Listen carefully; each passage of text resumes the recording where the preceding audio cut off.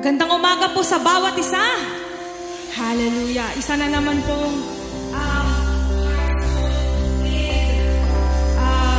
message po ang natanggap po natin from Pastor Chris na inhatid po sa kanya ng Panginoon.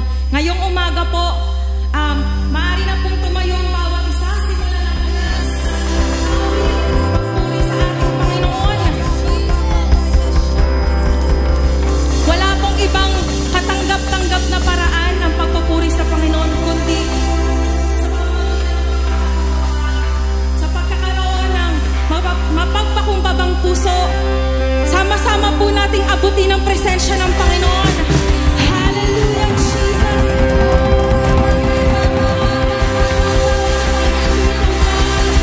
We worship you. We give you glories and honors. You deserve all the highest praises, oh God, Jesus.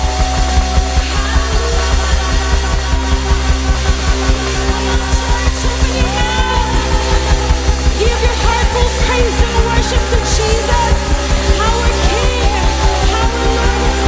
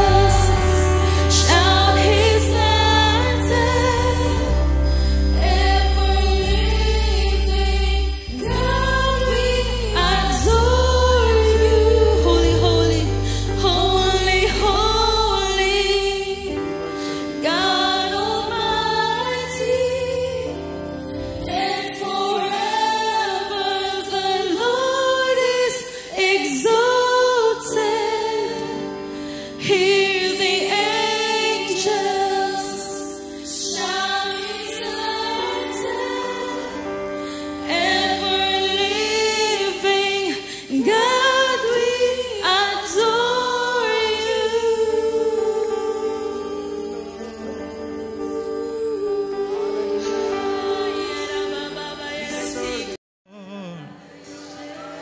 We adore you, Lord. Oh, forever your name is exalted. For there is no other like you, Lord. Come on, people of God. Oh, let us adore the King of Kings. Let us worship the Lord of Lords. Oh, Rabaya Shanda. Oh, Salarabaya Sekarabashanda. Oh, be exalted, O Lord. Be exalted in our praises. Oh, Rababa Shanda, Rababa Shanda. Oh, Rababaya Sekarabashanda. Come on, who's in the Spirit? Oh, Rababaya Sakara, Rababaya Dea Sakara, Rabashanda. Hallelujah.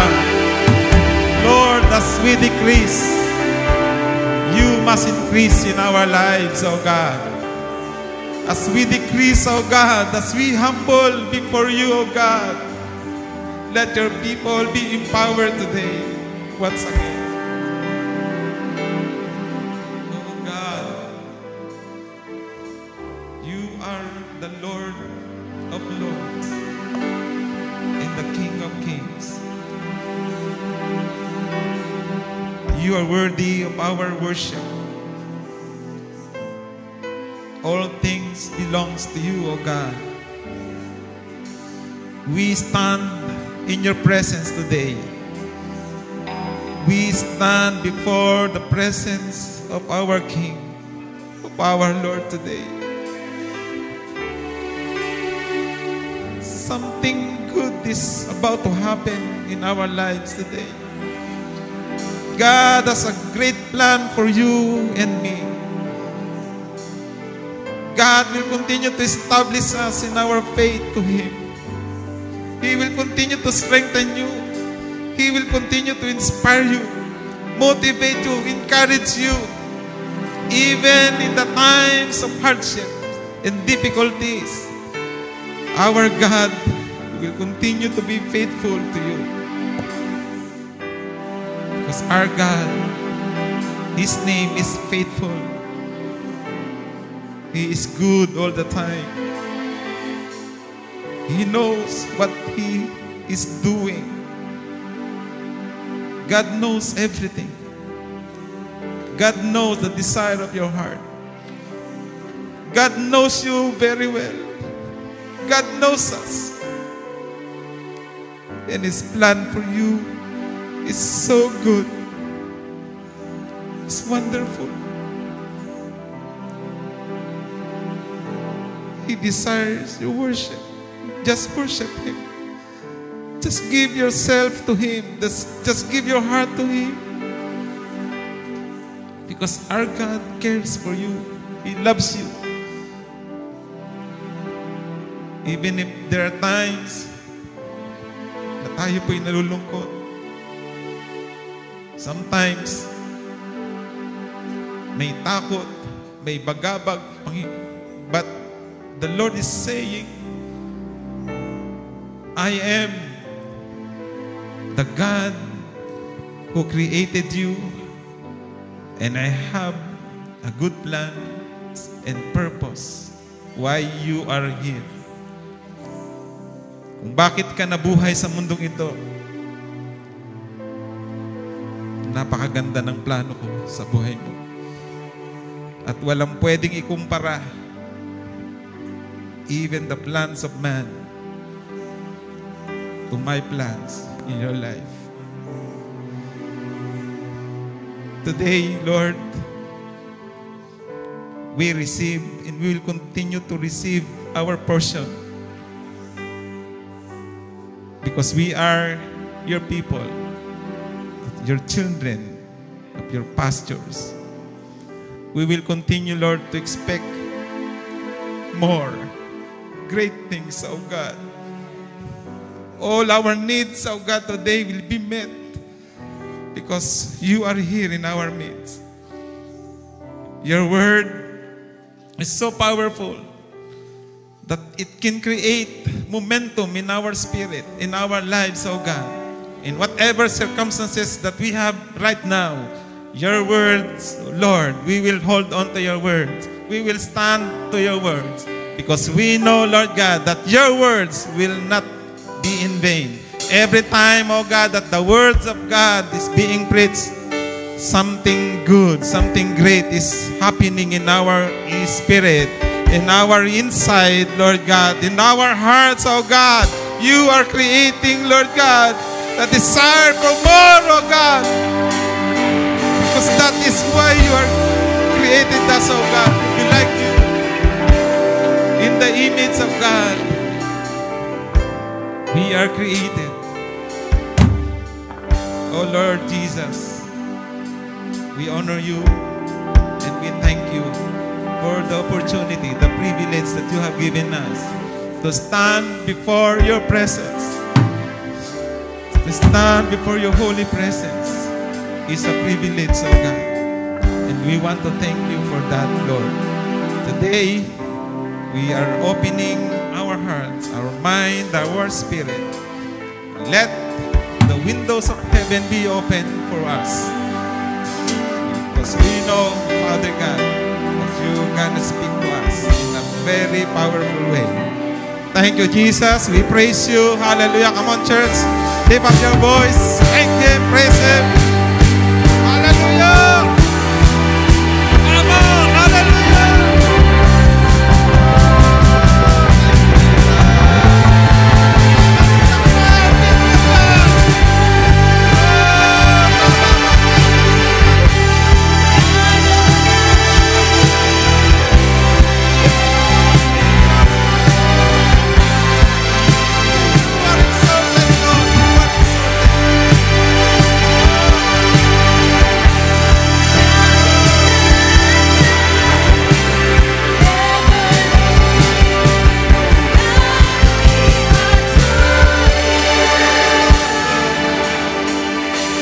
Hallelujah. Come on. Pasalamatan natin ng Diyos. Palakpakan natin ang Panginoon. Thank you, Lord. Praise the Lord. Hallelujah. Purihin ang Panginoon.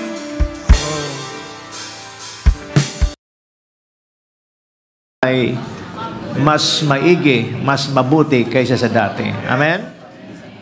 At dapat lang na talagang maigi, mabuti kaysa sa dati ang ating nagiging patotoo. For that means that the Lord is with us. Amen? Yan ay patotoo, patunay na ang Diyos ay lagi nating kasama. This is the last Sunday of the first month of January. Pakisabi sa inyong katabi, ilang tulog na lang, Pasko na naman.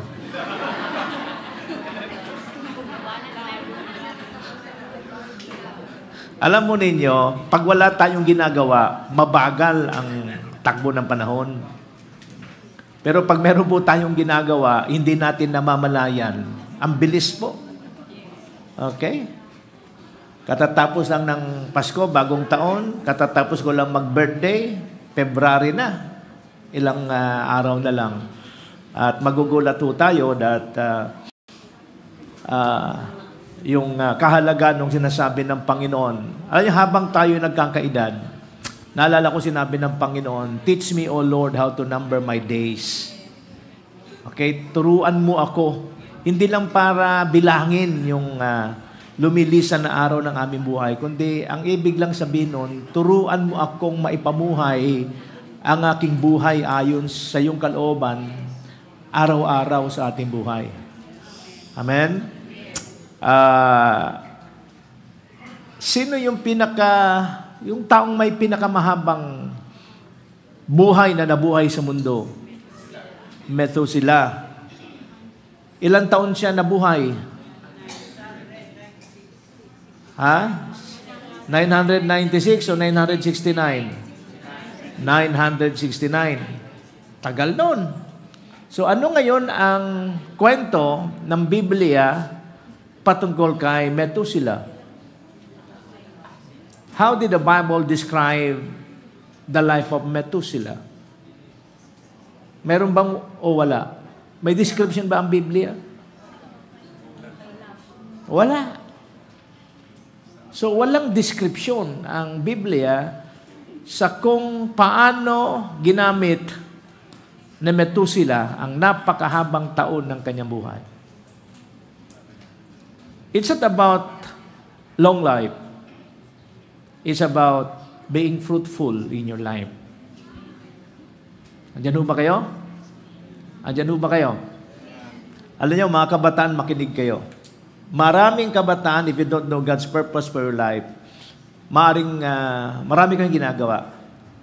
Pero habang nagkakaedad kayo, then you will realize na hindi nyo na pala kayang ibalik yung mga taong yun. And then kung mag-evaluate kayo, ang daming sayang na panahon.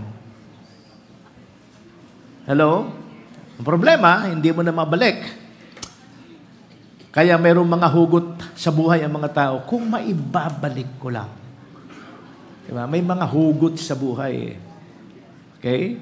Kung maibabalik ko lang. Kaya nga, yung mga kabataan, huwag matigas sa ulo. Makinig kayo sa may mga karanasan, sa may mga tao na yung karanasan ay mayroong kayong matutunan. So, para hindi po tayo magsayang ng panahon.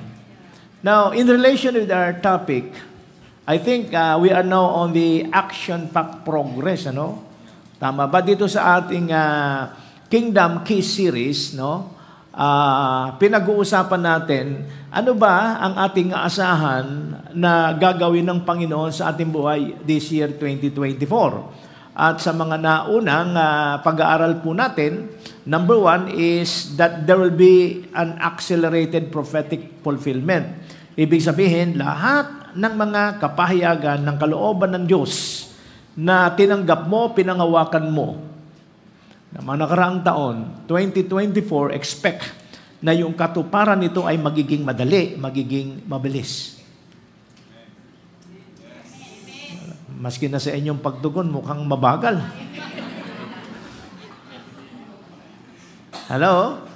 Mabilis. Ibig sabihin yan, we must position ourselves, our hearts, to be in the spirit of expectancy. Sino sa inyo gusto ng himala? Taas ang kamay. Yes. If you want miracle, you are the one responsible to create that atmosphere. And the atmosphere required for miracle is that faith. That faith is manifested by that spirit of expectancy. Ibang tuwing gigising ka sa umaga, Lord, thank you for a new day. Thank you, Lord, for surprises. You are the one to set the tone, create that environment. So, if you are believing that this day will be a day of fulfillment, this day will be a day of miracle, be responsible. Paggising pa lang sa umaga, Lord, I'm expecting something good today. Yes. Imagine yourself, no? Gising ka pa lang sa umaga, ganun na yung spirit mo, ganun na yung attitude mo. You are inviting miracles, you are inviting favor, you are inviting blessings. Because God loves to see that kind of faith, that kind of expectancy. That will make His promises acceleration fulfilled. If you want all those promises to be fulfilled in acceleration, be responsible to create that spirit of expectancy, atmosphere of faith. How? Paggising pa lang sa umaga, cultivate that faith in your heart. Lord, thank you. This is a day that you have made. I'm going to rejoice and be glad in it because you can do a miracle today in the name of Jesus. Amen? When we say a year of acceleration, it means there will be an abundant provision and supplies. In relation to action-packed progress, without supplies, without provision, wala kang gagawin. Andiyan ho ba kayo? Yan ang dahilan kung bakit doon sa resolution po natin ng 2024, nung ituro ko sa inyo, the number one resolve na dapat pangatawan natin sa ating buhay is what? Prioritize kingdom. Prioritize kingdom. Alam nyo, nung tumanggap ka sa Panginoon, tumanggap tayo sa Panginoon, okay lang sana kung after that, kinuha na tayo ng Panginoon eh. Di ba? Ang problema, hindi andito pa rin tayo hanggang ngayon. We are still subject kung ano man ang nangyayari sa mundo. Affected tayo. Now, as believers of the Lord Jesus Christ, we are called to advance the kingdom of God. Kanina, binanggit ko, 969 years of what? Wala. Yun lang ang description ng Biblia sa buhay ni Methuselah. Siya ay nabuhay ng 969 years. Blanco na. Well, I want to tell you a pattern how to live our life. Jesus lived 33 and a half years. 33 and a half years. Matthew, Mark, Luke, and John recorded the history of the Lord Jesus Christ, particularly on the last 3 and a half years. Meaning, Jesus Christ spent 30 years of preparation for a 3 and a half years action-packed ministry. Mas mahabang preparasyon ng buhay sa napakaikling taon na ginugol ni Jesus. That should be a pattern. At yan ang ating pag-uusapan ngayon. Kasi po, yung pong acceleration ng mga pangako ng Panginoon sa atin ay kaugnay ho yan kung yung paghahari ng Diyos ay prioridad natin. At nais kong sabihin sa inyo, we can only, fulfill God wants us to do if the kingdom is our priority, because all the resources needed, lahat ng ating kakailanganin sa buhay, dito sa mundong to, in advancing the kingdom of God requires resources. Andiyan ho ba kayo? Nais ko sabihin sa inyo ito mga kapatid, kung mayroon man akong pinapangarap, pinapanalangin sa inyo, sa family altar po namin ay walang iba kundi lahat po kayo ay magkaroon ng breakthrough in all aspect of life. Sabi ko nga, kung nakakilala ka sa Panginoon ngayon, after few hours, kinuha tayo ng Panginoon, wala na struggle. Pero habang nananalangin tayo ng mahabang buhay, we are responsible to show to the world the difference of living in the kingdom of God while on earth. At dapat may distinction. Ano yung distinction na yon? Ito yung provision na kailangan mo so that you'll be able to become unstoppable in advancing the kingdom of God. Amen? Andiyan ho ba kayo? Awesome protection and security. That's what it means, no? In living your life this year, 2024 in acceleration. And dito po tayo magpo-focus sa action-packed progress. Ang ibig sabihin niyan, expect God that He will use you. Gagamitin ng Diyos ang buhay mo. Sa mas maraming kaparaanan, sa mas mataas na platform, sa mas malawak na platform. At ang buhay po natin ay kakakitaan ng tinatawag ng action pack. Pakisabi sa inyong katabi, puno ng aksyon. Anong gusto nyo, drama or action? Ako gusto ko, pinagsamang aksyon at comedy. Pag puro drama ang buhay, Panginoon ko, stressful ho yan.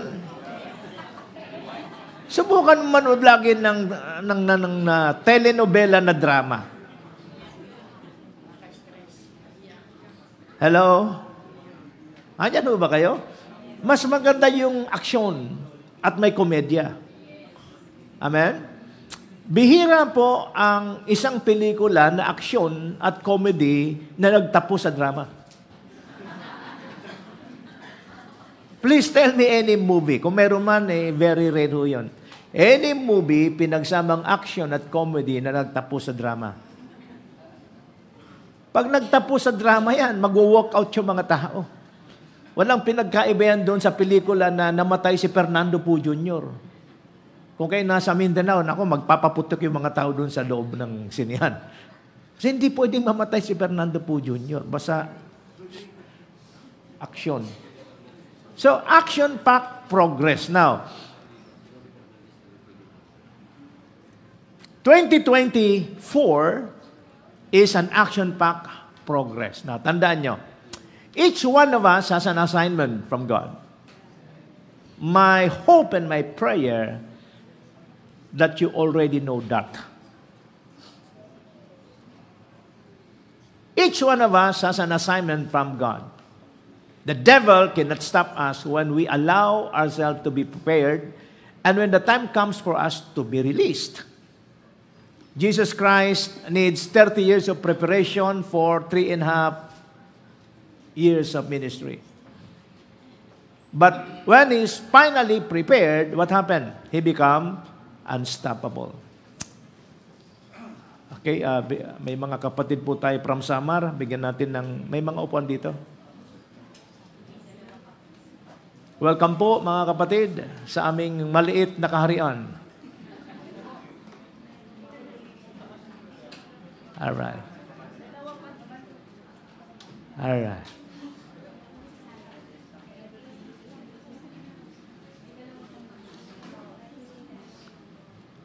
Okay. Each one of us has an assignment from God. The devil cannot stop us when we allow ourselves to be prepared and when the time comes for us to be released. Our life and ministry will be characterized by maximum impact and high visibility. Ibig sabihin yan, if your life is action-packed, you will have maximum impact and high visibility. That is why we need to prioritize kingdom because if you want a maximum impact, high visibility, action-packed progress ministry, we need resources. And that resources will come when we prioritize kingdom. Seek first His kingdom and His righteousness. All these things will just be added unto you. Huwag mong problemahin yung kakailanganin mo. As you continue to fulfill your life purpose, as you continue to fulfill your life assignment, burden ng Diyos yan. Burden, pasanin ng Diyos yan. At alam natin, kung ang Diyos ang may pasanin yan, wala kang dapat problemahin. So ano ang ating gagawin? Maging responsable tayo. Saan? Tiyakin natin na yung paghahari ng Diyos ang siyang maranasan natin araw-araw sa ating buhay. Paano naghahari ang Diyos? Kung alam natin ang kanyang katuwiran, alam po natin yung kanyang mga prinsipyo, gagawin natin yon, mga kapatid, hayaan mong ang Diyos ang mag-supply ng iyong mga pangangailangan. Seek first His kingdom. Prioritize kingdom is what will release our resources na kailangan po natin. Saan? In fulfilling our assignment. Ulitin ko, each one of us has an assignment from God. My prayer and my hope is that you already know these things. Sa mga nag-aaral, what is your assignment? Ginagamit lang ng Panginoon, binibigyan lang kayo ng Panginoon ng pribilehiyo, pagkakataon na mag-aral, pero hindi yan ang ultimo layunin ng Diyos habang nag-aaral ka. Ang ultimo layunin ng Diyos ay habang nag-aaral ka is that through you, let the kingdom of God advances sa mga taong kaibigan mo, kaklase mo. Kung sino yung pinakamalapit sa iyo, God is expecting you to influence them for the kingdom of God. Kung ikay nagtatrabaho, same principle. Huwag kang magtrabaho para lang kumita at magkaroon ng sahod. Nagtatrabaho ka kasi gusto ng Panginoon yung katabi mo sa opisina, yan ang unang makarinig ng magandang balita ng paghahari ng Diyos sa buhay mo. Nagninegosyo ka, sino man ang mga taong lagi mong nakaka-deal sa buhay, be sure na bago matapos yung deal na yan, mayroon silang pagkakataong marinig ang paghahari ng Diyos sa kanilang buhay. Prioritize kingdom.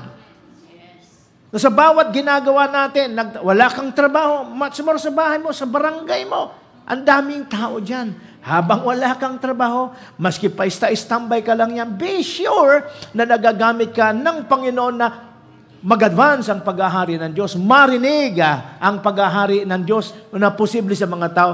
Because that way, mga kapatid, hindi ka pababayaan ng Panginoon. That way, God will provide, will receive resources so that pag napagkatiwalaan tayo sa maliit na bagay na kung saan pinagkatiwala sa atin ng Panginoon, God will give us what? Higher and wider platform. God will allow us what? Action-packed ministry. Maximum impact and high visibility. So, at this point in time, mga kapatid, dapat alam na natin yung ating pong purpose. Dapat alam natin yung ating assignment. Hello? If until now, may problema ka pa sa assignment mo sa buhay, kapatid, baka maging katulad ka ni Methuselah. Maaring humaba ang panahon ng buhay mo, pero walang mailaman ang Diyos sa journal ng aklat mo sa eternidad. Bawat isa sa atin mayroong history book. You can read that in the Bible. Mayroong aklat ng buhay. Hindi lang yung pangalan mo ang nakalagay doon, but God is also recording. Kaya nga sabi ng salmista, teach me, O God, to number my days. Hello? So, kung ikaw ay harap sa Panginoon, aalamin mo sa Kanya, Lord, ano ang kwento ng buhay ko? Huwag naman puro drama. Dapat pag ang Diyos nagkwento, napapangiti siya. Ha? Puno ng aksyon, puno ng komedya. Huwag lang puro drama. Okay? Alright.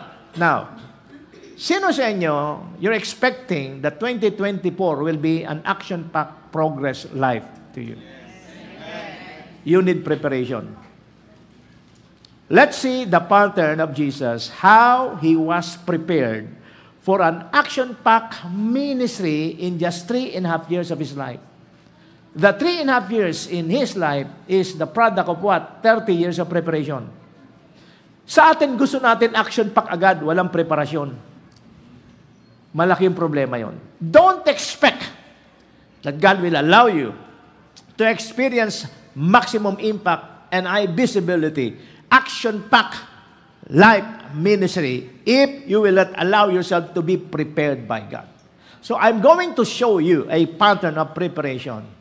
And by the grace of God, pag nakita natin, i-align po natin ang ating mga sarili. Kasi, kung sa kabila ng patuloy nating pag-aaral, wala po tayong natututunan. And this is the sad reality, mga kapatid. Hindi lahat na nakikinig natututo. Mas marami natutulog. Okay? Tiyakin nyo na hindi kayo makatulog. Okay? Pag nakakatulog ang katabi nyo, gisingin nyo. Alright? So, Luke chapter 2, 41 to 52, Matthew chapter 3, 13 to 17, and Luke 4, 1 to 36. These are the passages of Scripture that will show you the preparation of Jesus. Lagi niyong tandaan, kung mayroon po tayong taong dapat gayahin sa buhay, okay? At sa paglilingkod, walang iba kundi si Jesus. Because He is the author. He is the finisher of our faith. Wala tayong ibang gawing dapat idolo. Hindi po si Elon Musk, hindi si Bill Gates. Walang iba kundi ang ating Panginoong Jesus. Amen? At ito po yung preparasyon ng buhay ng ating Panginoon. Number 1, somebody must raise and influence us to observe kingdom living. You want your life to be exciting? You want your life to fulfill its purpose? You want your life to have an action-packed ministry, maximum impact and high visibility. Allow somebody to raise you and influence you to observe kingdom living. Sino ang nag-i-influensya sa iyo para mabuhay sa ilalim ng paghahari ng Diyos?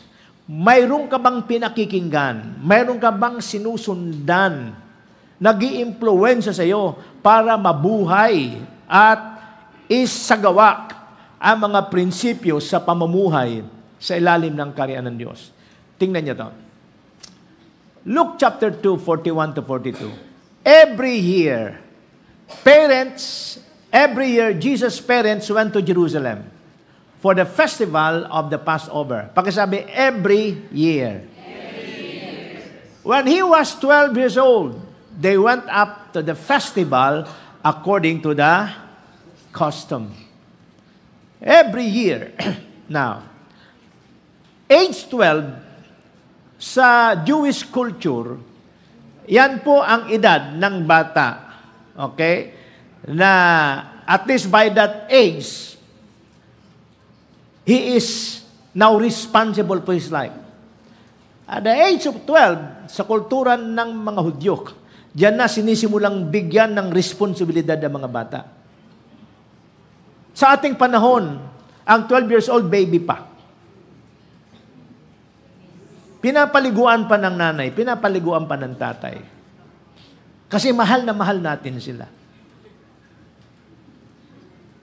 Every year, Jesus' parents, now, si Kian, sino pa ba yan? Si Jotam, sino pa to? Josiah. Sila, at their age, wala silang magagawa. Kundi, pag sinama sila ng mga magulang sa church, wala silang magagawa. They have no choice. Tama ba? Pero pagdating ng age na 12, tingnan natin kung madali silang madala sa simbahan. Karamihan sa kanila napipilitan na lang. Pero nabasa, pag nakita ng bata ang pagdalo sa church ay optional sa mga magulang. Anong kasunod? Going to church for them is irrelevant. So, when the parents treated going to church as optional, they will be raising up a generation where church is irrelevant. Kaya ang hamon sa mga magulang, tiyakin natin that by the year of age 12 ng iyong mga anak, they love to go to church. They love to listen to the Word of God. They love to fellowship. Because whether you like it or not, sabi ko siya, wala ka pang struggle ngayon, ganyang mga bata, daling sa church. Okay? Maski tinatamad yan, sabihin mo lang, merong candy, meron tayong labas mamaya, may bago kang shoes, may bago kang damit. Pag nakita ng anak, bibilog ang mga mata niyan. Excited yan. But be sure that prior to the age of 12, you have helped them develop that excitement to go to church. It becomes their custom. It becomes part of their culture.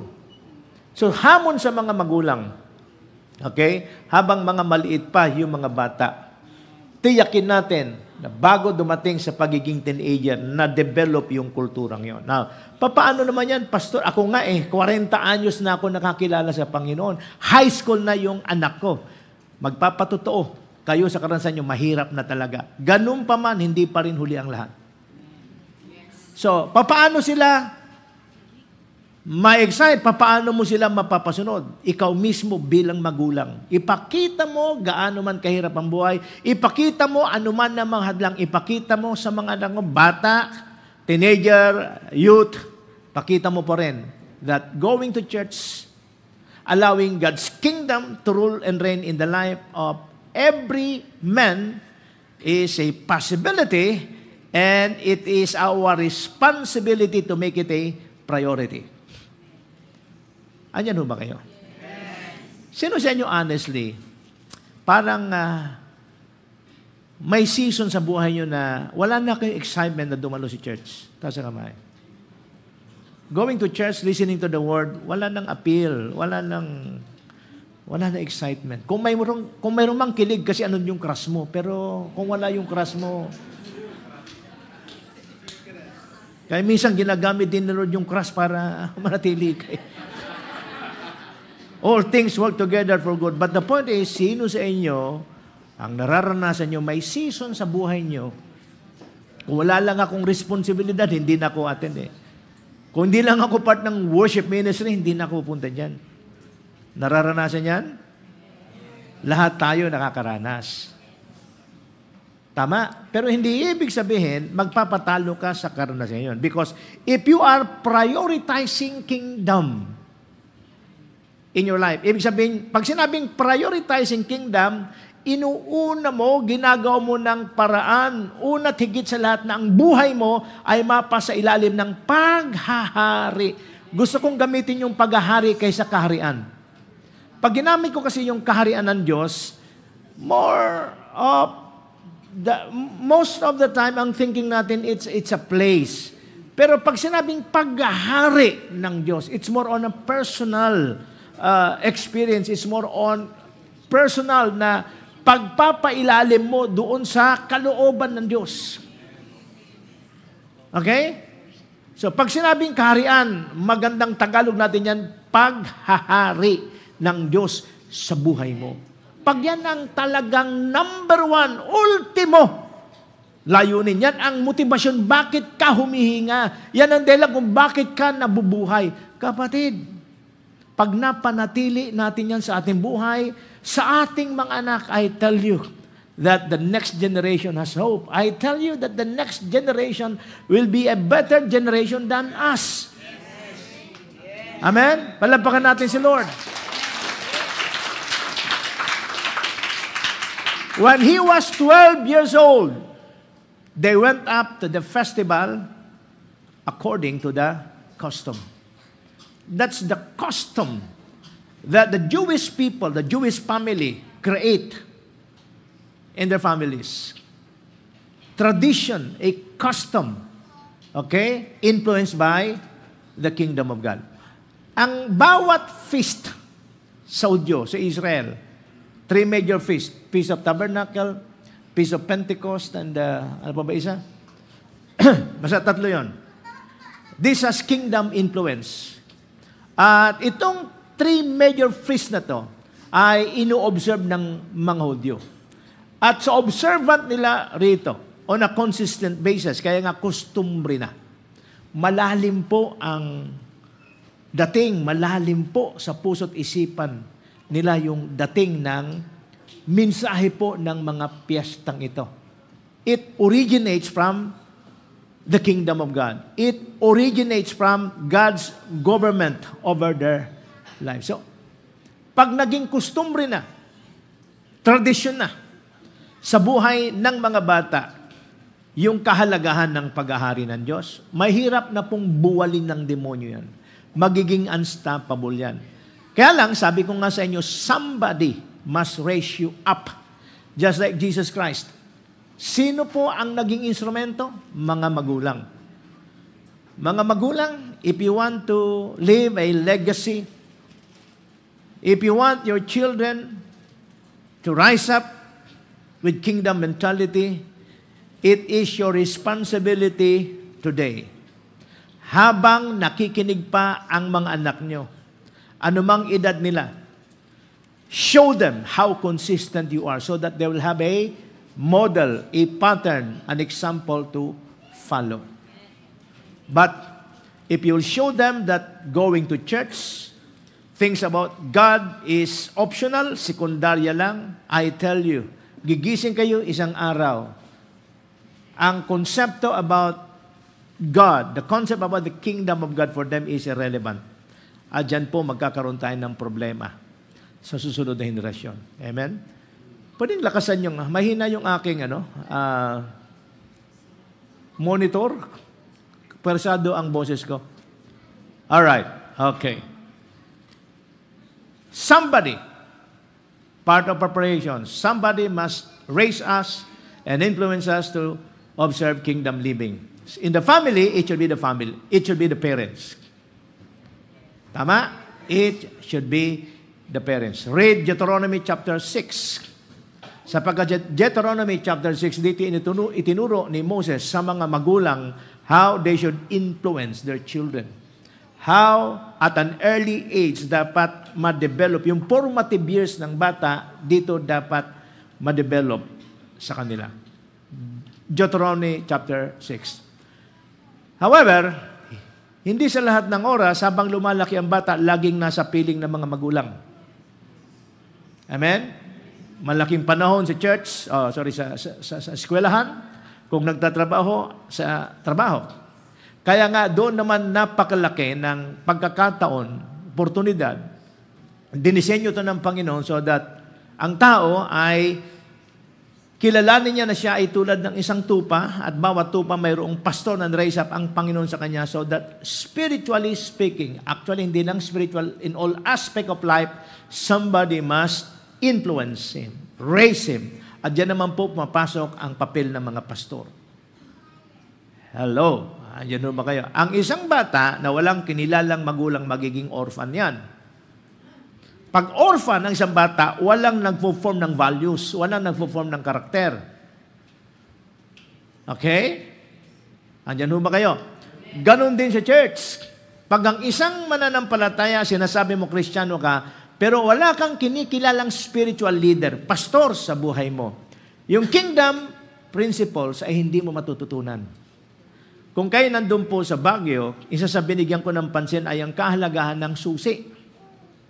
Kingdom keys. Because success in life has something to do with discovering those keys. I've heard this statement. The key to life is knowing those keys. Simple lang. Ang susi para mabuhay ay yung malaman mo, madiscover mo yung mga susing yun. That's why Jesus said, I will give you the keys. Hindi lang isa, marami yan. I will give you the keys of the kingdom. Whatever you bound, ibig sabihin, you will have authority. In everything, as you live, you will have authority if you have that keys. We have one thing in common bilang mga tao, bilang mga mananampalataya. Habang nabubuhay dito sa mundo, ano ang common desire natin? Simple lang, basic, di ba? Yung lahat ng pangangailangan natin, basic things in life, food, shelter, and clothing, ito ay matugunan. Tama ba? Basic yan. Survival natin. Pero sino sa inyo ang naniniwala, as you observe or as you experience, maging Kristiyano ka, may struggle pa rin. May mga Kristiyano pa rin matindi struggle sa basic necessities in life. Andiyan ho ba kayo? This basic necessities in life, pinipilit nating matanggap natin if we are prayerful. Pinipilit nating maranasan if we're going to attend churches. Ginagawa naman natin mag-pray, ginagawa naman nating umattend ng church, but somehow, parang maganit pa rin. You know why? More than praying, more than attending church, is very important for you to know and discover kingdom principles.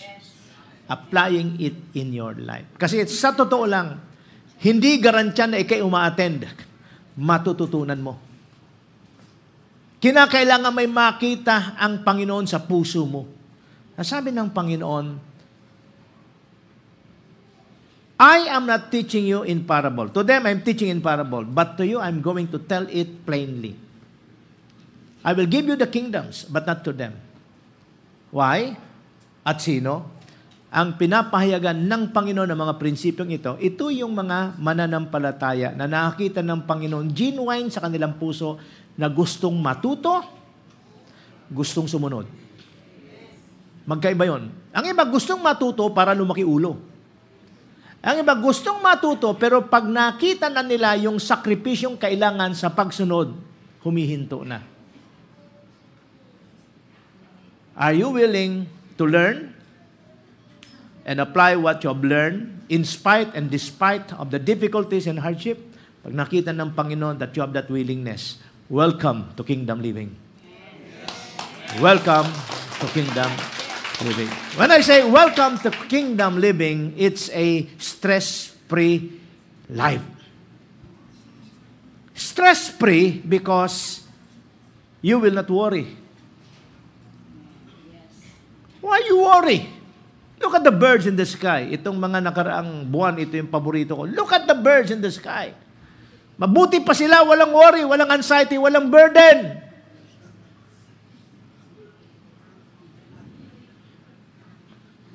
Kung ikaw ay nag-worry, may pangangailangan, di mo alam ang gagawin mo, salip na manood ka ng mga drama, lumabas ka ng bahay.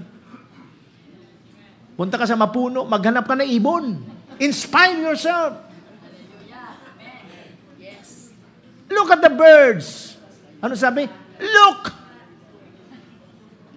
Wala kang makikitang ibon sa bahay mo pag namumroblema ka. Ano sabi? Look! Wala kang makita sa loob ng bahay mo, lumabas ka. Hello? Maghanap ka ng parke, maghanap ka ng puno, maghanap ka ng bundok. Look! Stir up that faith in you. Look at the birds in the sky. They don't worry. Kingdom living is a worry-free living. Stress-free living. Kaya sabi ng Bible, seek first. Anong kadalasang dahilan ng stress natin? Anong kadalasan? Problema. Problema saan? Ha? Ba't yan lagi ang problema natin? 30 years ka ng Kristyano, pinoproblema po mo ang pera. So pag pinoproblema pa natin yan, we're missing something. I'm saying this hindi para magyabang. I'm saying this because I know it is possible for you and me to discover those principles that will, what? Leave worry from your life. That will cause you to live a, what? Stress-free life. Pagkasabi sa katabi niyo, hindi problema ang pera.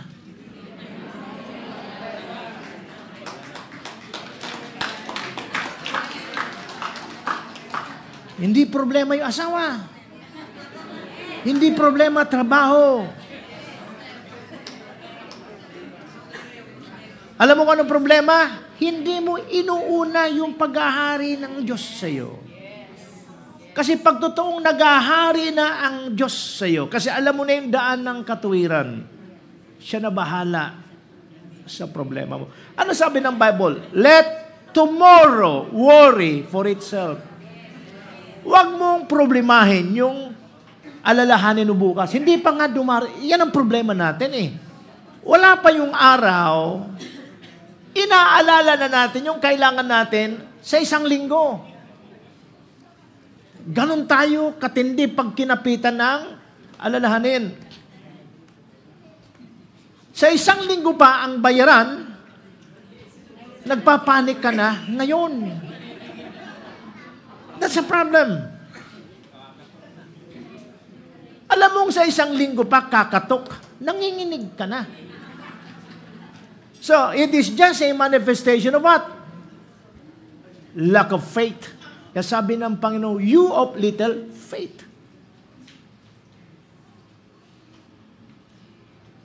Somebody must raise and influence us to observe kingdom living. Once you learn this principle, I tell you, pakisabi sa katabi niyo, masarap mabuhay. Hindi ko sinasabing mawawalan ka na ng problema, pero maski problema, masarap mabuhay because you will learn how to overcome the thing. Amen? Number 2, we must develop intimacy with His Word and learn kingdom principle to discover a life purpose. Saan natin makikita yan? After 3 days, they found Him in all temple courts. After 3 days, they found Him in the temple courts. At what age?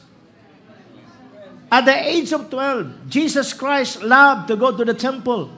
Anong ginagawa niya sa temple? Sitting among the teachers. Okay. At the age of 12, Jesus Christ loves to sit among the teacher. Alam niyo sa panahon, bakit po, ako pag nagmi-meeting kami ng mga area pastor, yung mga miyembro na tamad dumalo, bisitahin nyo. Mag-home visitation kayo. Pero alam po ninyo, maski anong visitation, kung hindi nyo rin tatapatan ng uhaw at gutom sa salita ng Diyos, yung home visitation, magiging home visitation sa inyo. Andito na naman yung visit. At wala rin namang magtsatsagang bumisita sa inyo kung feeling nila, visit sila ang presensya nila sa bahay nyo. At the age of 12, Jesus loves to go to the temple. Anong ginagawa niya? Pag na, masarap ang kape sa church. Hallelujah. Overflowing. Sana may donut. Kulang na lang donut, di ba? Ang ibahin nyo, kung nagpipray, Lord, bigyan mo ko yung pandonut. Jesus sits among the teachers. He loves to fellowship with the teachers. Kaya ang tanong, sa buhay nyo, sino nag-influence sa inyo? Kasi kung may taong nag-influence sa inyo, most of the time you will listen to them. You will ask question to them. Sabi rito, sitting among the teachers, listening to them and asking them questions. These are the three important attitudes if you want to become a learner. Sit among the teachers. Huwag niyo mga marites kasi pag puro marites ang kasama mo, magiging marites ka rin. Andiyan ho ba kayo? Pag naging marites ka, maghanap ka pa ng ibang ka-fellowship. Hanapin mo, sino si Maricar? Gusto ko yung kararating lang na chismis. What kind of people you want to sit and have fellowship with? May natututunan ba kayo? Be wise enough. Sitting among the teachers, listening to them and asking them question. Sitting, listening, asking question is the top 3 requirement for you to be a learner. Yung iba nakikinig lang, pero hindi natututo. Bakit? Hindi pinoproseso yung pinakikinggan. At pag hindi mo pinaproseso, walang mga katanungang lalabas sa iyo. At walang katanungan, wala kang matututunan. Jesus Christ at the age of 12, He loved to sit among the teachers, He loves to listen, and He loves to ask questions. Everyone who heard Him was amazed at His, what? Understanding. And his answer, when his parents saw him, they were astonished. His mother said to him, Son, why have you treated us like this? Your father and I have been anxiously searching for you. Why were you searching for me? He asked, didn't you know I had to be in my father's house? Jesus, at the age of 12, already knew his life purpose. Bakit naging madali para kay Jesus na maunawaan niya ang layunin? Bakit siya nag-exist? Because of his attitude. He loves to sit with the teachers, listening, and asking them questions. Kaya yung wisdom and understanding accelerated din yung pagdating sa kanya.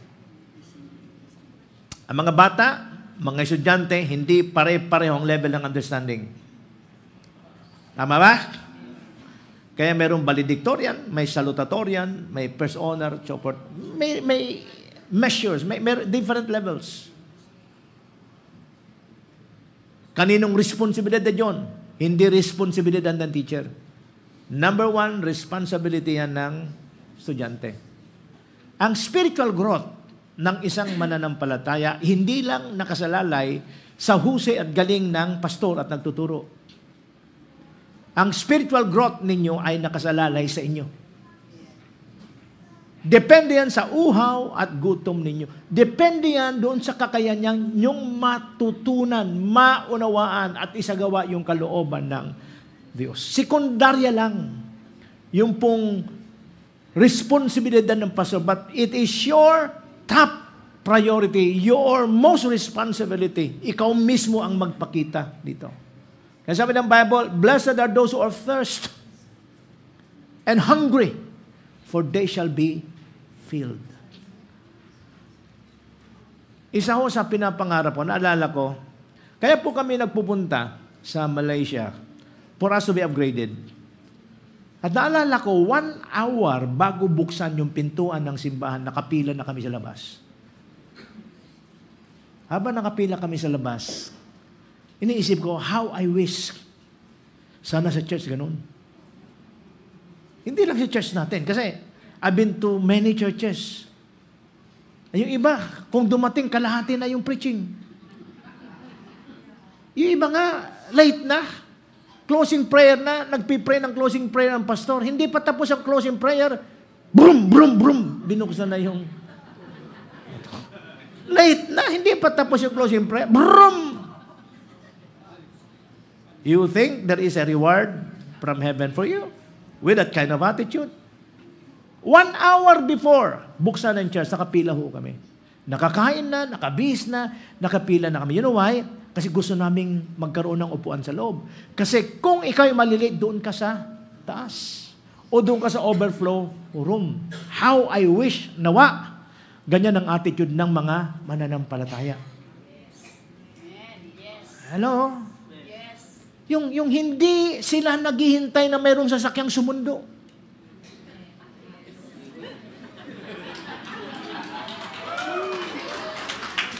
Actually, nagme-meditate ako, Lord, aatin pa ba itong mga taong madalas sunduin? Umatin pa kaya itong mga to? You know, before last year, last quarter of the year, nag-uusap kami ng elders. Isa sa gusto namin makabili ng panibagong sasakyan. Yun ang gusto namin, makabili ng panibagong sasakyan. At actually, ako, buo na yung loob ko eh. Sabi lang iba, Pastor, ayusin natin yung sound system. Kasi ang problema nga naman, ngayon pa lang yung isa sasakyan, may problema na kami sa driver. Yung isang sasakyan, wala pang driver. Hindi lang yun. Yung mga sumasakay, laging libre ang gusto. Kung magbayad man, minsan wala pa sa kalahati. Eh kung magdadagdag pa tayo ng sasakyan, eh di doble na naman ang trabaho natin, problema namin. So kaya hindi natin ginawa. The question is, makadalo pa kaya ito mga to kung wala nang sasakyang susundo? Pakisabi nga sa katabi mo, ano sa palagay mo? Tanungin mo.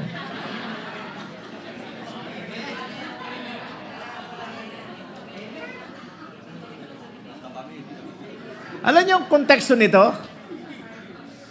Bago makarating si Jesus sa templo, 3 araw na lakaran. Walang motorsiklo nung araw. Paglakarin niya.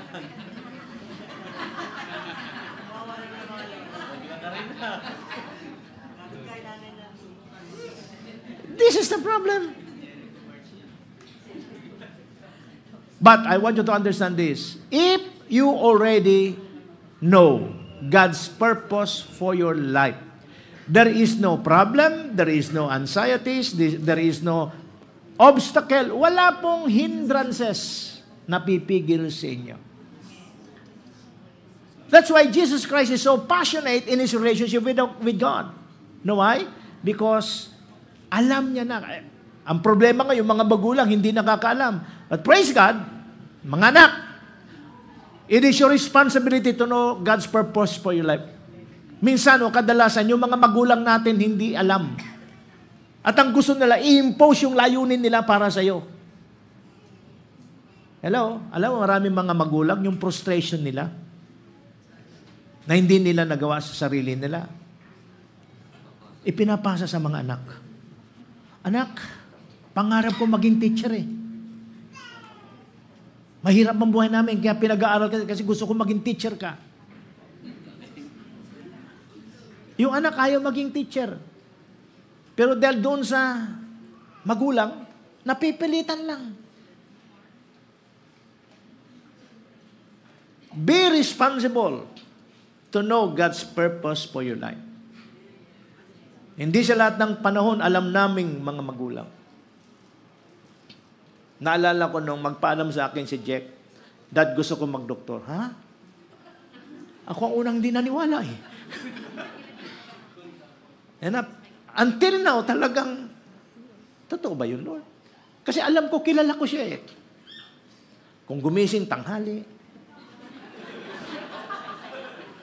paano magiging doktor to ba?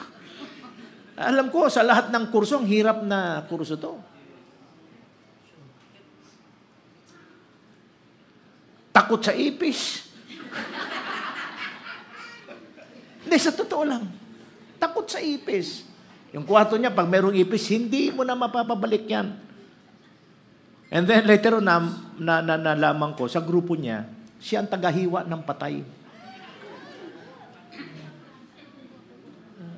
Parang takot sa ipis, pero hindi takot maghiwa ng patay.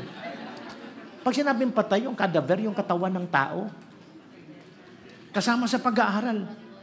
Until now, talagang hindi ko maintindihan. Paano takot sa ipis, pero hindi takot maghiwa ng katawan ng tao? Hindi nyo alam ang purpose ng Diyos sa anak nyo. Huwag nyo ipilit yung sa inyo. Amen? Yan, naging attitude ko. Kung saan ka masaya, suportahan ta ka. By prayer, encouragement. Did you know I had to be in my Father's house? But somebody must influence us.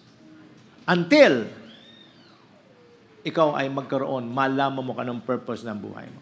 Wag mo kayong titigil. About this purpose in life, hindi ito ganong kadaling malaman. It requires years of fine-tuning. Ako ho, 62 years old na ako last week. But, yung fine-tuning ng life purpose ko, until last year, nangyayari. And I do believe until now, hanggat buhay ko, patuloy na mapa-fine-tune yan. So, hindi ganong kadaling ma-fine-tune yan. It requires a lifetime to fine-tune. But at least, alam mo na kung saan ka pupunta. So that, whatever adjustment na kailangan mo, dahil alam mo kung saan ka pupunta, yung adjustment na kailangan mo ay accurate at tama doon sa pupuntahan mo. Hindi yung pabago-bago ka ng purpose. Isa lang ang purpose ng Diyos sa buhay mo. Hindi pwedeng mabago. Fine-tuning lang kailangan. Kaya lang yung fine-tuning na yan ay mangyayari as you continue to what? Sit. Sit on the feet of people who teach you what to do. Who teach you keys and principles of the kingdom. Listen! And then, yung mga bagay na hindi mo maintindihan, ask question. At the age of 12, Jesus already knew. So anong ron? Anong pangalawa? We must develop intimacy with His Word and learn kingdom principle to discover our life purpose. I received the Lord at the age of 23. Right after that, tuloy-tuloy na pag-aaral, pagbabasa ng Biblia. Until now, my commitment is paggising sa umaga, at least 1 or 2 chapter in the Bible. Siguro sa loob ng isang linggo, kung mag-miss man ako isa, maximum of 2. But at least every day. That's my commitment. 62 years old na ako. Hamon ko sa mga kabataan. Paggising nyo sa umaga, alam nyo, pinapandali na ng Panginoon ang buhay natin. Nung araw, para magbasa ka ng Bible, kinakailangan mong tumayo, umupo. Tama ba? At bukas ang ilaw. Ngayon, mayroon ding advantage ang technology. Maski madilim ang ilaw, tinatamad kang tumayo pero hindi ka makatulog, you can still read your Bible. Hindi nyo alam yun? Parang revelation pa ito sa inyo, ha? Ulitin ko, ha? Noong araw, kinakailan mong tumayo, umupo, magbukas ng ilaw para magbasa ng Bible. Ang isang advantage ng technology ngayon, maski tinatamad kang tumayo, maski madilim, you can still read your Bible. Why not take advantage of that? Kaysa paggising mo pa lang sa umaga, punta ka na agad doon sa TikTok, sa Reels at kung ano-ano ba. Messenger, Facebook. No. Discipline yourself. That the first thought that must come to your mind is the Word of God. 1 or 2 chapter a day, depende sa uhaw at gutom mo. Pastor, minsan hindi ko maintindihan. Hindi mo kinakailangan intindihin. Basta just read. Hindi naman sa lahat na nagbabasa ka, naintindihan mo. Katulad ko, hindi lahat, pero dinidisiplina ko sarili ko. Maski hindi ko naintindihan, part of my discipline is just to read. Alam niyo bakit? Kasi kung hindi ko lalabanan yung human nature ko, susunod ako doon sa katamaran nito. Anong katamaran nito? Ayaw ng katawan ko na magbasa ng Bible. Mas gusto ko pang magbukas ng Facebook. Mas gusto ko pang manood ng mga reels kaysa magbasa ng Bible. But, you see, it takes spiritual discipline for you to grow. When God sees you disciplining yourself, mga kapatid, I want to encourage you. You will discover God's purpose for your life. Next week, ako ipapunta sa Katarman. Praise God sa buhay po nila, Pastor Raul, Pastor Jocelyn. We are going to gather the young people, young professional, young couple. I'm going to teach them about God's purpose for their life. Hello? Andyan ho ba kayo? Yes. Nakita ko ang katotohanan to. Hindi ibig sabihin na matagal ka na sa Panginoon. Alam mo na yung layunin ng Diyos sa buhay mo. Iba sa inyo, lito pa rin eh. Gusto niyo malaman kung gaano kayo kalito? Mayroon akong tinanong, anong layunin ng Diyos sa buhay mo? Ang sagot, ang layunin ng Diyos sa buhay ko ay maging nurse. Hindi trabaho tinatanong ko, layunin.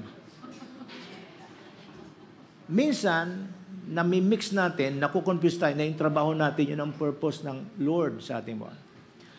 Yung trabaho mo, yung bukasyon mo, that's not the purpose. Pwedeng maging means for you to fulfill your purpose, but that's not the purpose. Pakisabi, fine-tuning. Purpose of your life needs fine-tuning. Importante ho rito yung intimacy with the Word. Hello? Andiyan ba kayo?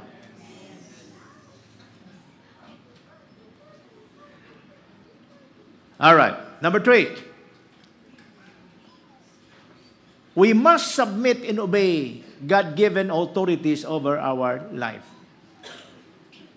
You want to be prepared for an action-packed ministries, maximum impact, high visibilities. Submit to God-given authorities over our lives. Tingnan natin to. Then he went down to Nazareth with them and was obedient to them. Alam yung konteksto nito? Di ba, binalikan ng mga magulang ni Jesus si Jesus sa templo? Ano sabi nung magulang, bakit ka naman ganyan, anak? Hindi ka man na nagpaalam sa amin. Di ba sinagot sila ni Jesus, don't you know that I'm supposed to be in my Father's house? Tama? Pero ano sabi rito? Then he went down. Bagamat sinabi niya, don't you know that I'm supposed to be in my Father's house? Bagamat nangatuwiran siya, sumunod pa rin siya. Then he went down to Nazareth with them and was obedient to them. Now, the first authority that you and me must submit to in every household is what? The authority of parents. That is the first authority. Well, marami sa atin, marahil, ay hindi tayo nagkaroon ng parents na kung saan nag-exercise ng kanilang parental godly authorities.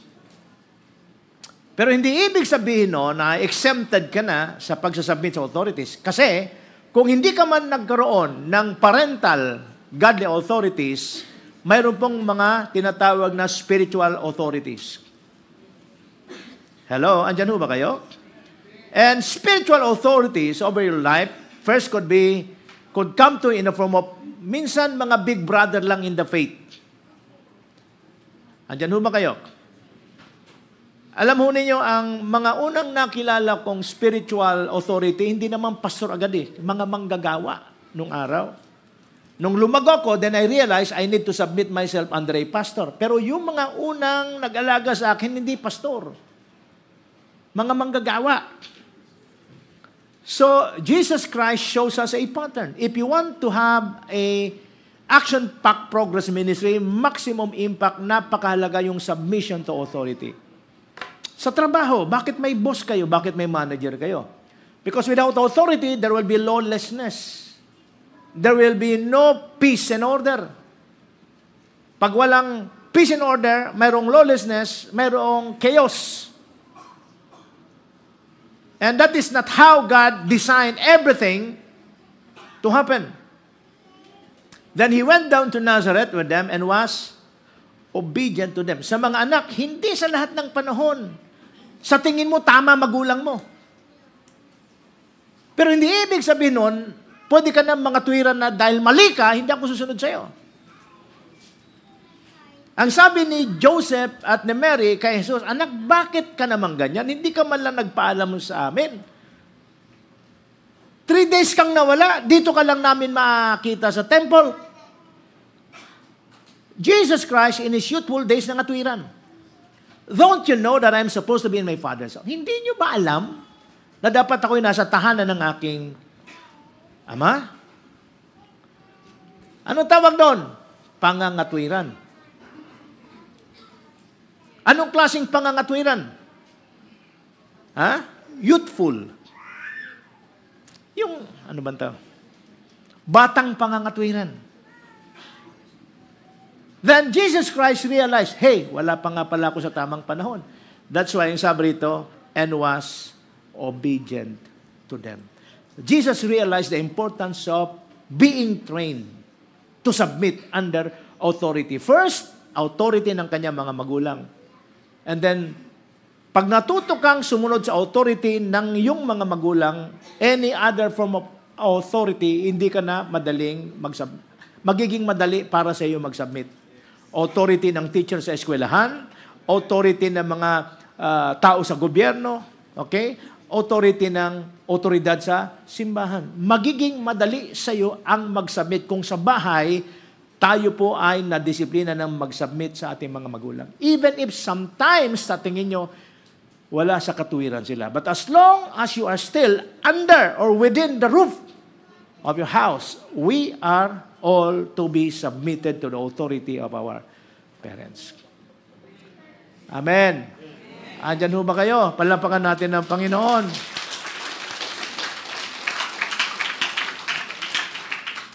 Ito mga batang to, they don't know the concept of authority.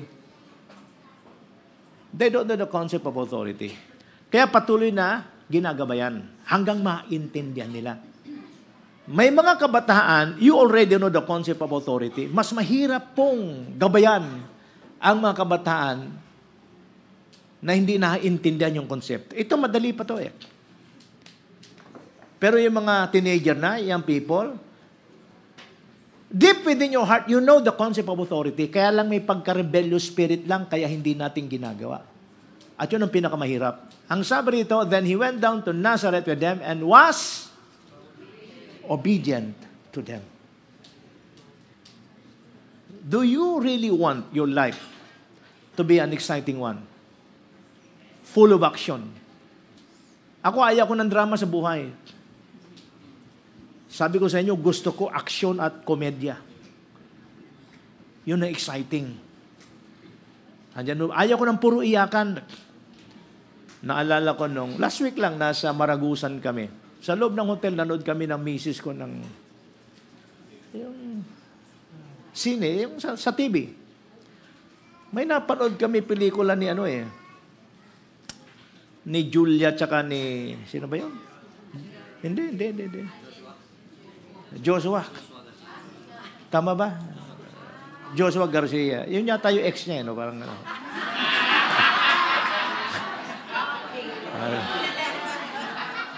So may drama. Napupuna ako, tahimik na misis ko. Alam ko, pag si misis tahimik, lumuluha na yan. Kaya ayaw ko manood ng ganitong pelikula. Maapektuhan ka. Nakaka-apekto talaga yung drama Okay sana kung yung epekto sa'yo maganda, pero yung emosyon na impart sa'yo, yung stress nila, yung lungkot nila, yung drama nila, siya napupunta. Walang magandang dulot yan sa kalusugan ng tao. Pero kung napapatawa ka, andyan ho ba kayo? Nagpuproduce po yan ng healthy cells sa katawan nyo So what kind of life you want to live on earth? Exciting na ba siya yung drama?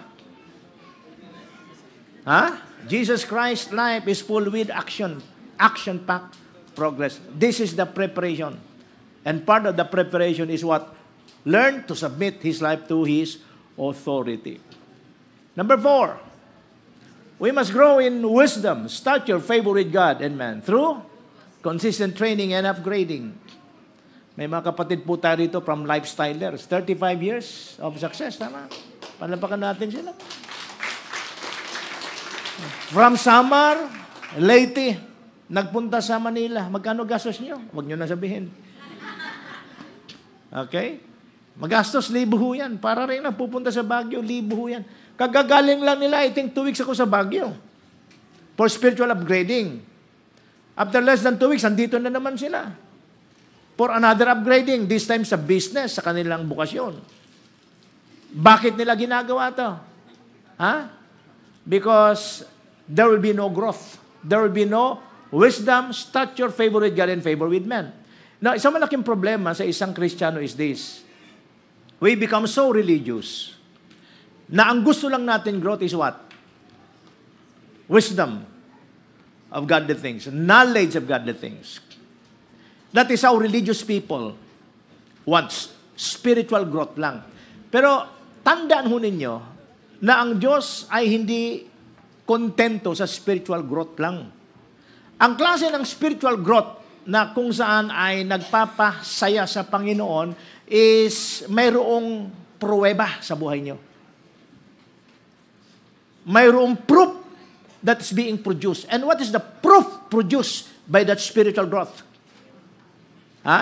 Favor with God and favor with man. Pag sinabing favor with God and favor with man, hindi ka kinaawa ng tao.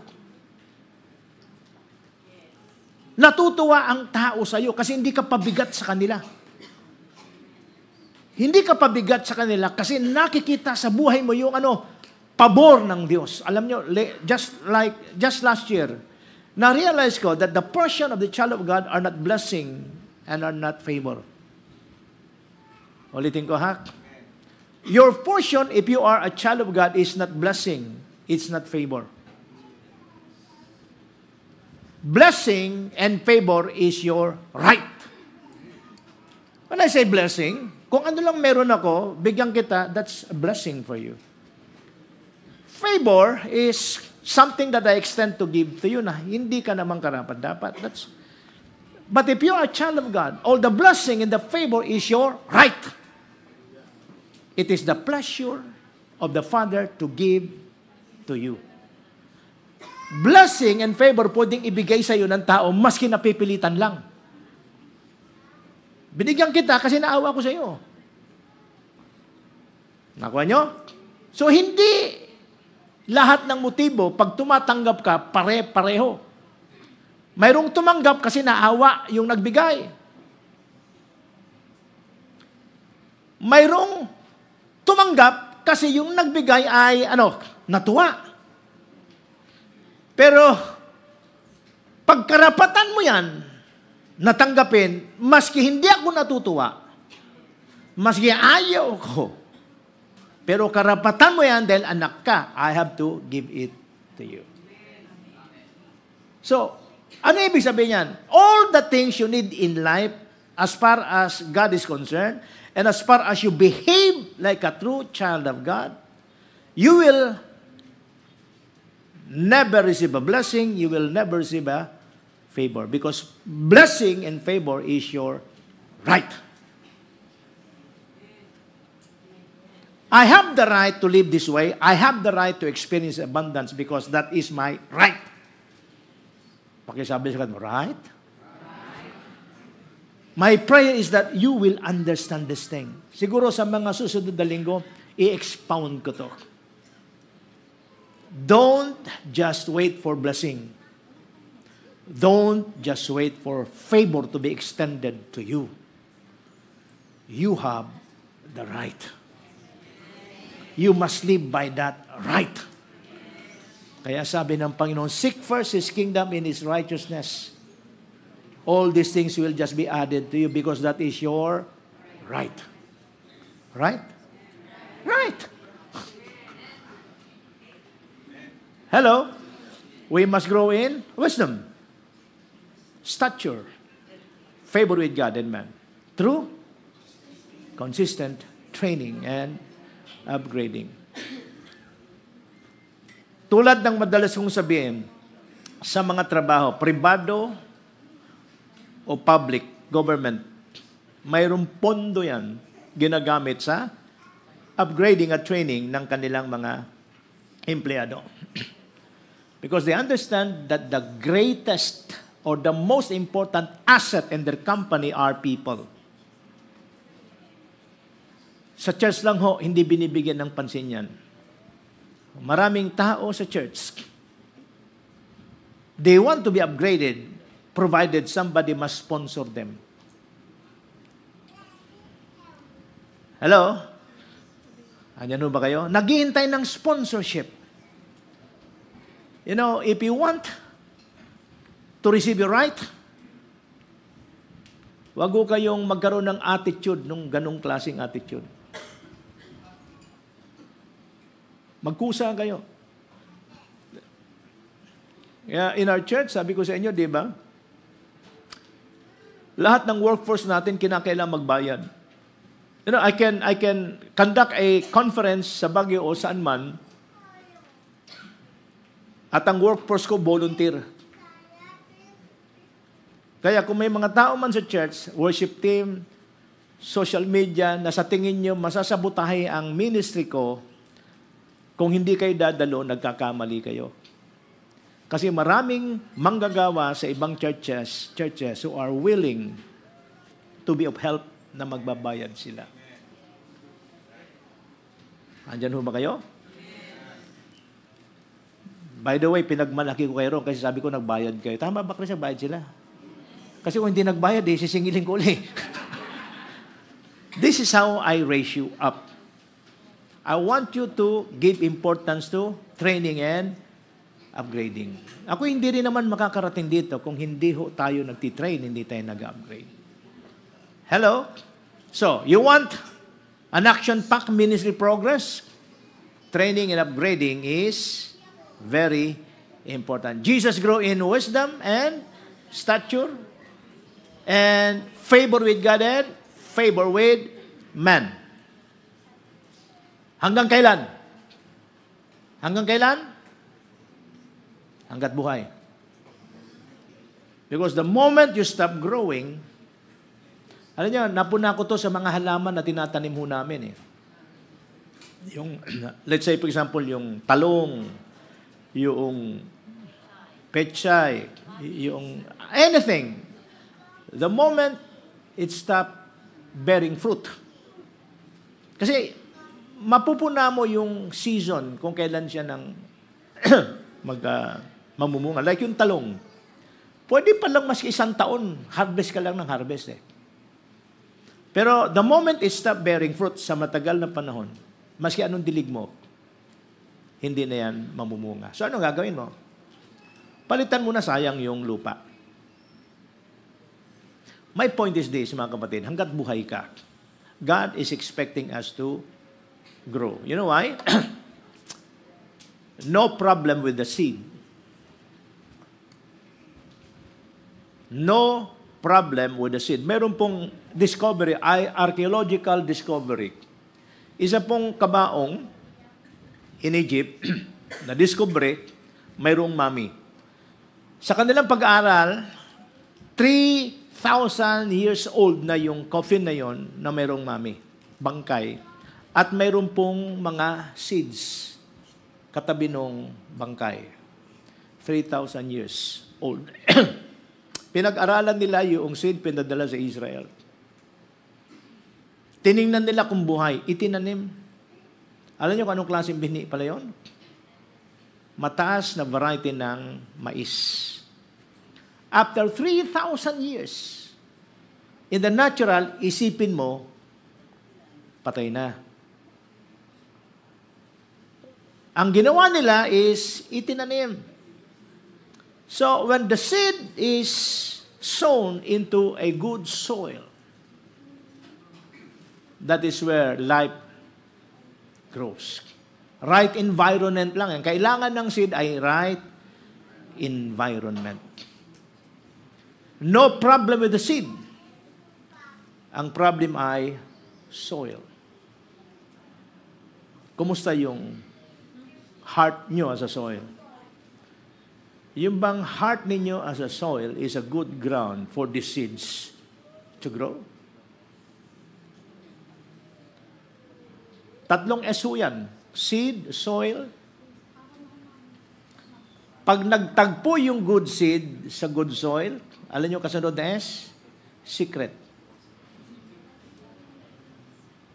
I will give you the secret of the kingdom. Ibig sabihin, when the seed is sown in the good soil of your heart, God will reveal to you the secret of the kingdom. Sulat niyo, seed, soil, secret. Hindi ko binanggit sa Bagyo yan. Kayo uli una nakarinig dito. Seed, soil, secret. When God revealed to you the secret of the kingdom, congratulations. You know why? Because you are on your way to an action-packed ministry progress. Kulang ang oras ko. Itutuloy ko ito pag nandito ako. Hindi ko na kasi alam kung kailan ako babalik uli dito. Parang hindi na ako taga rito. So tayo lahat tayo tumayo. Hallelujah. Father God, we thank you for your goodness and for your faithfulness. Today, as once again we digest, Lord God, your word, Father God, for us this year 2024, that 2024 is the year of kingdom acceleration. And in this year of acceleration, you promise us, oh God, that there will be an accelerated prophetic fulfillment. There will be an abundant provision. There will be awesome protection. And you have promised us, oh God, an action-packed ministry progress.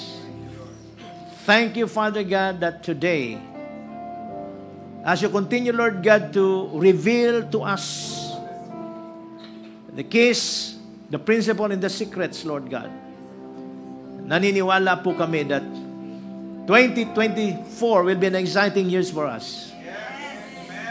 We will experience a kind of life that's so exciting.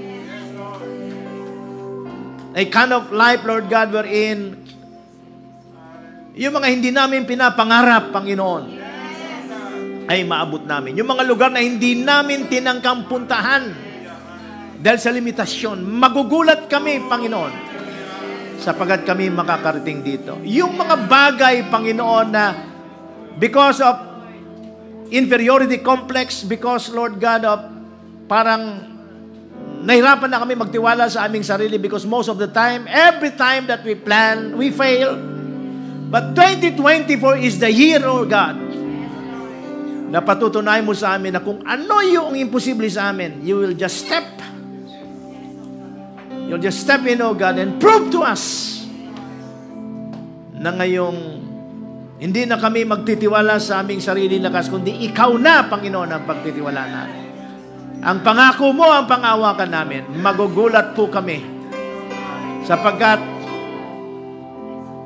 marirealize namin, Panginoon, that you're able to do things which are impossible for men.